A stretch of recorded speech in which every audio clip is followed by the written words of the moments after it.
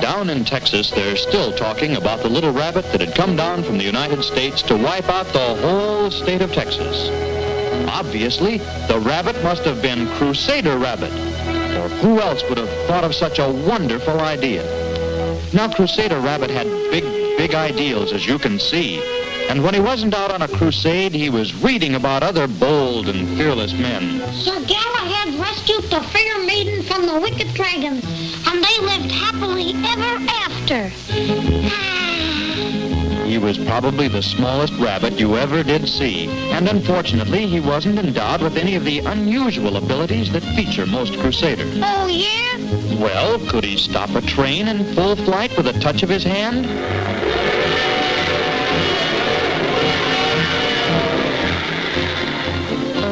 No. Could he fly through the air with the greatest of ease? No. Did he have X-ray vision? No. As a matter of fact, he was rather nearsighted. Is it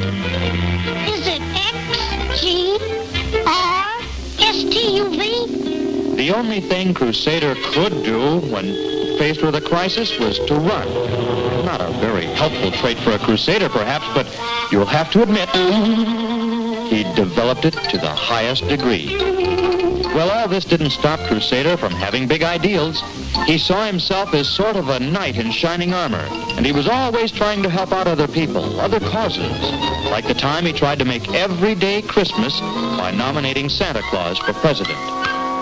Well, to get on with the story, one day Crusader Rabbit was listening to the radio when he heard... And a good evening, Mr. and Mrs. North America. Let's go to press. Flash. I just received word that the Texans are chasing all of the jackrabbits out of Texas. Jumping grasshoppers, you should have seen Crusader Rabbit. He was off with a flash, heading for Texas to battle the Texans and protect his cousins, all named Jack. When all of a sudden, he realized... Golly, I might need some help. He knew he could handle the Texans. They were all singers, but he was worried about their horses. Well, as luck would have it, he was right by a circus at the time. So I went in to find someone who could help him. No, I'd never be able to talk to him. No, we'll be using swords, not swallowing them. Then his eye spotted another banner, and he heard the most ferocious-sounding roars. That tiger must really be a monster.